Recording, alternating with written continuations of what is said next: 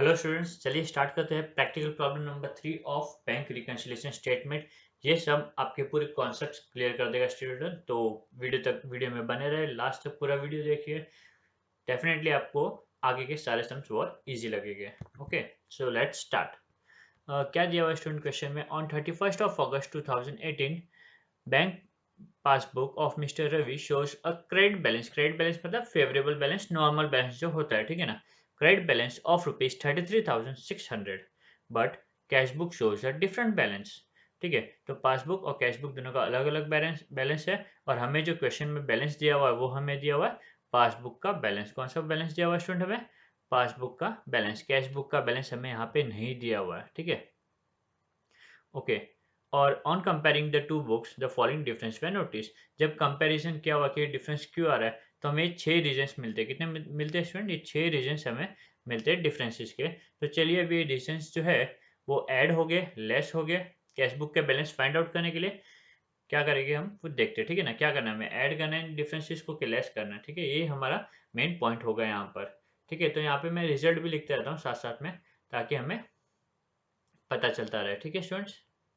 तो ये हमारा रिजल्ट, जो भी ऐड करना लेस करना पहले हम यहाँ पे नोट कर देंगे। यहाँ नोट करने के बाद में हम इसका इफेक्ट सम्स करने के टाइम पे देंगे। Okay, so let start. सबसे पहला जो रीजन दिया हुआ स्टूडेंट, ओके, स्टार्ट करने के पहले स्टूडेंट मैं आपको बता देना चाहता हूँ कि मैंने यहाँ पे दो बॉक्सेस बनाए हुए हैं, ठीक है। एक बॉक्स में लिखा है कैश बुक बैलेंस और दूसरा लिखा है पासबुक बैलेंस। जैसे कि हमें पता है कि दोनों भी बैलेंस क्या होना चाहिए? सेम होना चाहिए, बरोबर। दोनों भी बैलेंस क्या होना चाहिए? सेम होता है, क्योंकि हम जो अपनी बुक्स में रिकॉर्ड करते हैं वही बैंक को भी रिकॉर्ड करना चाहिए, ठीक है। बट यहाँ पे कुछ डिफरेंसेस है। तो ईच एंड एवरी रीजन्स के लिए, ठीक है ना, हम क्या करेंगे, देखेंगे एक्टिविटी के क्या होगा। कैश बुक बढ़ रहा है, पासबुक बढ़ रहा है, इंक्रीज कौन हो रहा है, डिक्रीज कौन हो रहा है, एंड सो ऑन, ठीक है। तो स्टूडेंट, अभी सम स्टार्ट करने के पहले हमें सबसे पहले ये देखना है कि हम सम का स्टार्टिंग कहाँ से करेंगे। सम का जो हमारा स्टार्टिंग होने वाला है वो पासबुक के बैलेंस से होने वाला है, करेक्ट। कौन से बैलेंस है? पासबुक बैलेंस, क्योंकि यहाँ पे मुझे पासबुक का ही बैलेंस दिया हुआ, कैश बुक का बैलेंस दिया हुआ ही नहीं है, ठीक है ना। कैश बुक का बैलेंस मुझे बताया ही नहीं गया हुआ है। तो डेफिनेटली मुझे कंपल्सरीली जो सम है वो पासबुक से स्टार्ट करना पड़ेगा। अभी क्योंकि हमारा सम पासबुक से स्टार्ट हो रहा है स्टूडेंट, तो हमारा जो ऑब्जर्वेशन होगा वो कैश बुक के ऊपर होगा। कहाँ होगा? कैश बुक के ऊपर। कैश बुक इंक्रीज हो रहा है, डिक्रीज हो रहा है, एंड सो ऑन। क्योंकि जो भी एडिशन या सब्सट्रैक्शन करना होता है वो दूसरे बुक के हिसाब से देखना होता है। क्योंकि हमारा सम यहाँ पे पासबुक से स्टार्ट हो रहा है, तो हम कैश बुक को ऑब्जर्व करेंगे, ठीक है ना। एंड अकॉर्डिंगली हम एड और लेस का इफेक्ट देते रहेंगे। ओके, तो चलिए स्टार्ट करते हैं स्टूडेंट। ये जो एरो है मैंने कैश बुक के नीचे पॉइंट आउट कर दिया, क्यों? क्योंकि हमारा सम पासबुक से स्टार्ट होने वाला है और हम कैश बुक की एक्टिविटी पे ऑब्जर्व करें, कैश बुक इंक्रीज हो रहा है कि डिक्रीज हो रहा है। Okay, so let's start. Cheque paid into bank but not credited before 31st of August 2018 amounted to ₹24,500। ठीक है स्टूडेंट, इसे मैं हिंदी में ट्रांसलेट कर लेता हूँ ताकि समझ में आ जाए। हमने चेक पेड किया बैंक में, मतलब हमने चेक डिपॉजिट किया बैंक में, बट वो चेक क्लियर नहीं हुआ, ठीक है। जब कभी भी हमें चेक मिलता है स्टूडेंट, हम बैंक में डिपॉजिट करते हैं और पैसे हमारे बैंक अकाउंट में आ जाते हैं। तो स्टूडेंट, जब मैं अपना चेक बैंक में डिपॉजिट करूंगा तो मैं क्या करूंगा? डेफिनेटली मैं मेरी बुक में तो इसे रिकॉर्ड कर ही दूंगा। तो जब मैं ये बैलेंस रिकॉर्ड करूंगा, ठीक है, चेक डिपॉजिट का एंट्री पास करूंगा, तो मेरा जो कैश बुक का बैलेंस है स्टूडेंट वो इंक्रीज हो जाएगा। कैश बुक का बैलेंस क्या हो जाएगा? इंक्रीज हो जाएगा, ठीक है ना।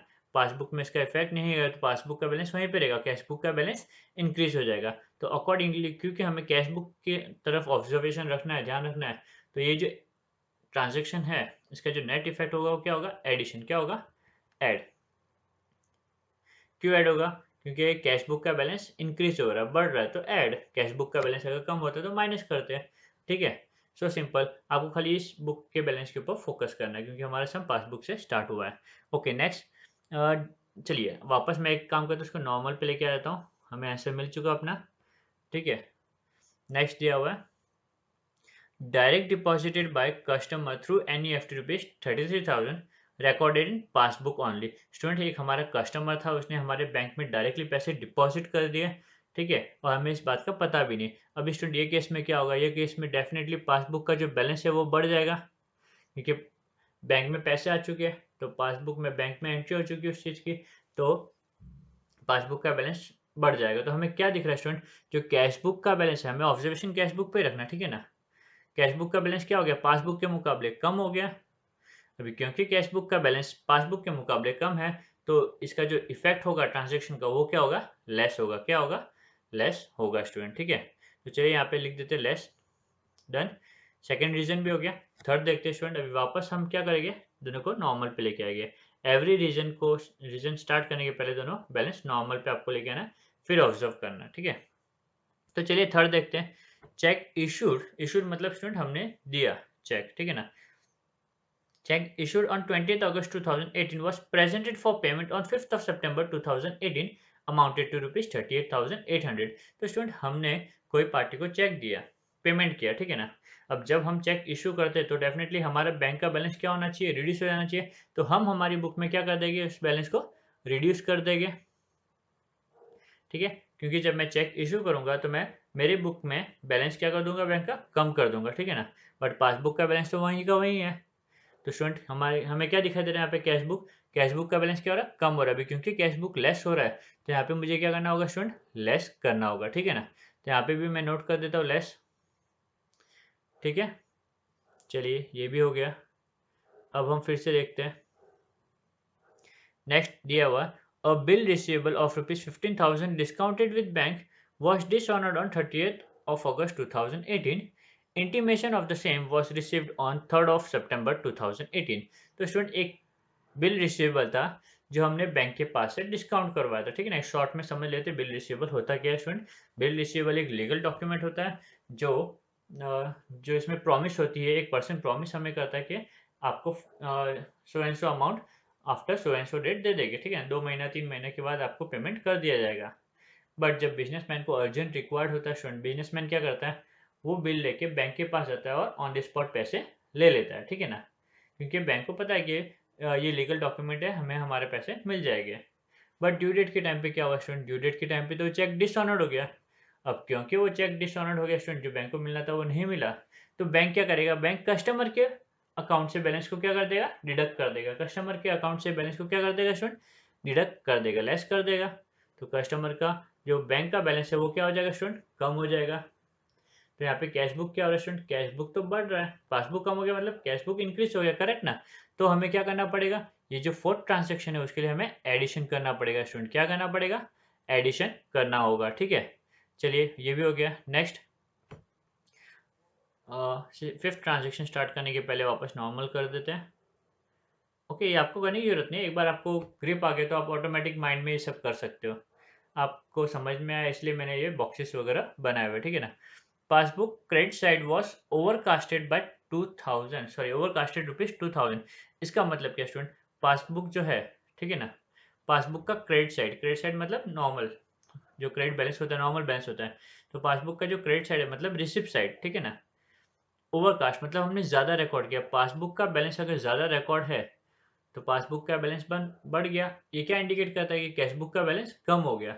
अब क्योंकि यहाँ पे कैश बुक का बैलेंस रिड्यूस हो रहा है, ठीक है ना, पासबुक बढ़ गया, कैश बुक रिड्यूस हो गया, करेक्ट। तो क्या बोलेंगे हम, यहाँ पे जिसका इफेक्ट होगा वो क्या करेंगे, लेस करेंगे। यहाँ पे क्या करेंगे स्टूडेंट, लेस करेंगे, ठीक है ना। Okay fine.